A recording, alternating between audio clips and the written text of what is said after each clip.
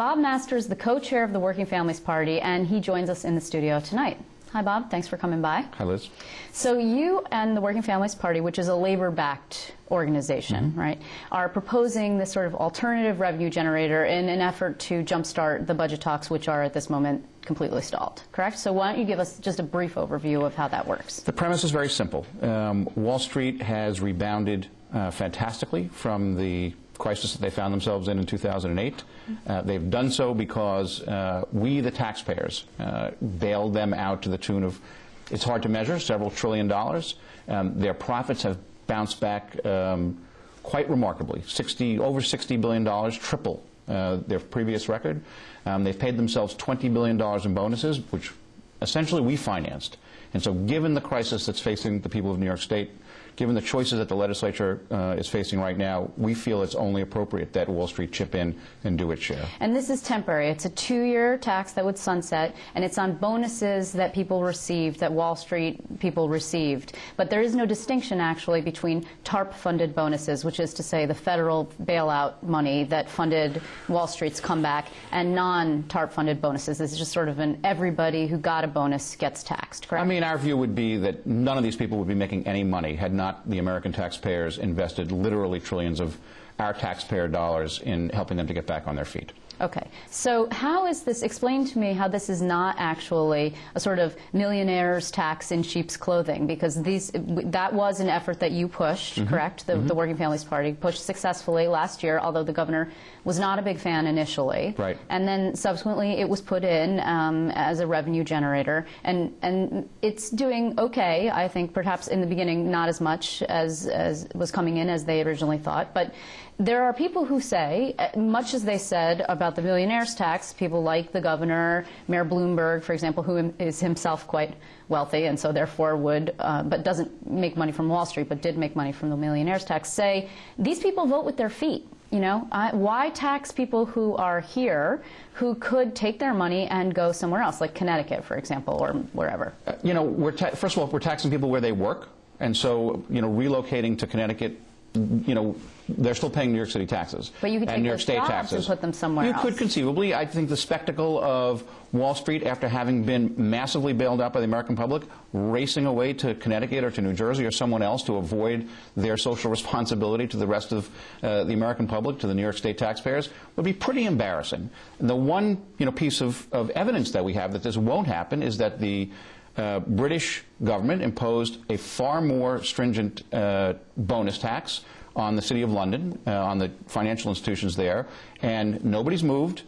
It's generated 4 times as much as they anticipated, and the English banks are paying out bonuses like never before. But that was a very controversial, move in London, too. I mean, it was not... Whenever you tax people who have a lot of money and a lot of resources, right, they don't want to part with it. Okay, I understand that. Nobody wants to pay taxes, right? No one... Especially the rich people who have seen their marginal tax rate in New York State cut in half over the last 25 years. Okay, so let's just say right now your optics are probably really good. We have the president coming. He's going to be here on Thursday. He's going to chastise Wall Street. The Obama administration is interested in Wall Street reform, although there is, in fact, no bonus tax in the Obama administration's package, which is something that you don't agree with. Is that correct? Or? No, I mean, a lot of people would have argued that he should have done the bonus tax. And in fact, it is, you know, the taxpayer money from all the people in the United States that bail these folks out.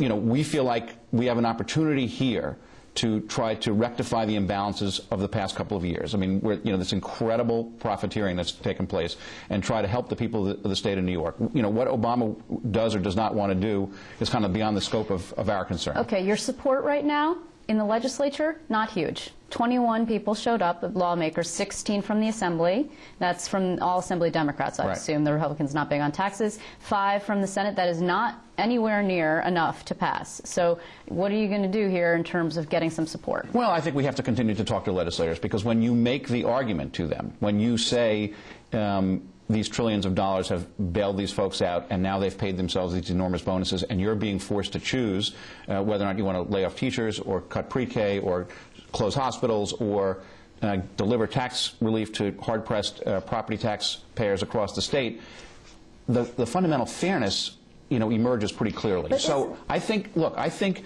the legislature's stuck because they don't want to make the choices that they're facing right now. But that's the whole point.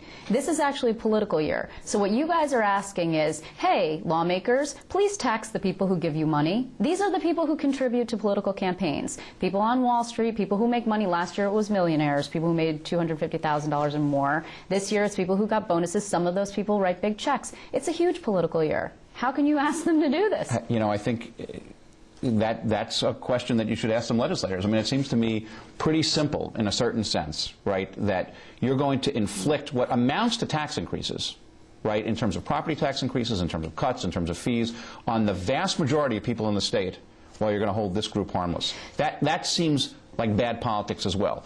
You know, you take some of these marginal state senate districts where they are desperate to deliver some property tax relief to homeowners who are really screaming. Where's the money going to come from? They don't want to cut school aid because that's going to drive property taxes up as well, right? They don't want to cut pre-K. They don't want to cut, you know, whatever the services are that people want, and yet they still want to deliver property tax relief. There's some hard choices here. Let's just briefly talk politics for 1 second, if you don't mind, okay? Chuck Schumer is talking to me today.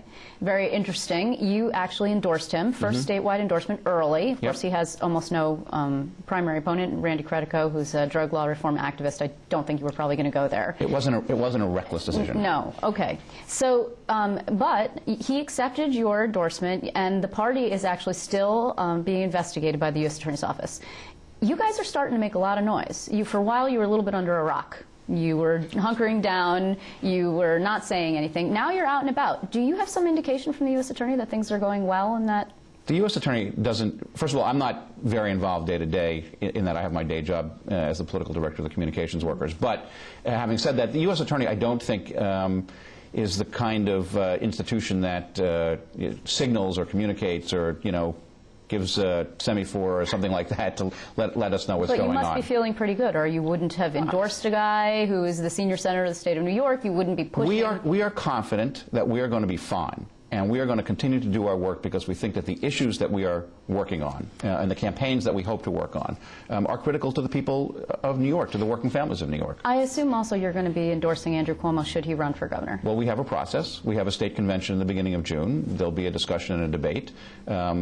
It seems, you know, relatively likely that that would be the direction that our state committee would go in, but I can't, you know, predict that right now. You need 50,000 votes for your gubernatorial candidate in order to keep your party status, correct?